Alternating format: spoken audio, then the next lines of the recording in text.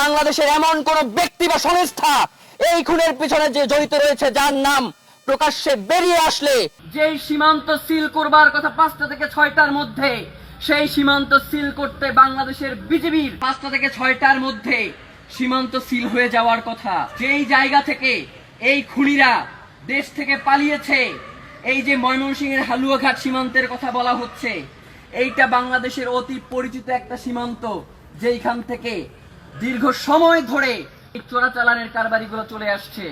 সুতরাং কেন যেই সীমান্ত সিল করবার কথা 5টা থেকে 6টার মধ্যে, সেই সীমান্ত সিল করতে বাংলাদেশের বিজিবির 10টা থেকে 11টা বেজে যায় রাত, সেইটা আমরা জানতে চাই এবং বিজিবির প্রধানকে জবাব অবশ্যই দিতে হবে। গতকাল মমতা বন্দ্যোপাধ্যায় একটা কথা স্পষ্ট করে বলেছে, তিনি কিন্তু একবারের জন্য বলে নাই যে ইন্ডিয়া উত্তাল হবে।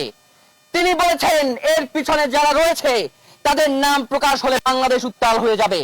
তার মানে আমরা ধারণা করছি বাংলাদেশের এমন কোন ব্যক্তি বা সংস্থা এই খুনের পিছনে যে জড়িত রয়েছে, যার নাম প্রকাশ্যে বেরিয়ে আসলে বাংলাদেশ উত্তাল হয়ে উঠবে। সে এমন ব্যক্তি হতে পারে যে রাষ্ট্রীয় পর্যায়ে নীতি নির্ধারণী ঠিক করেন, বা এমন সংস্থা হতে পারে যারা বাংলাদেশের স্বাধীনতা সার্বভৌমত্ব বিকিয়ে দেওয়ার জন্য ভারতের সাথে আপোষ করে বসে আছে।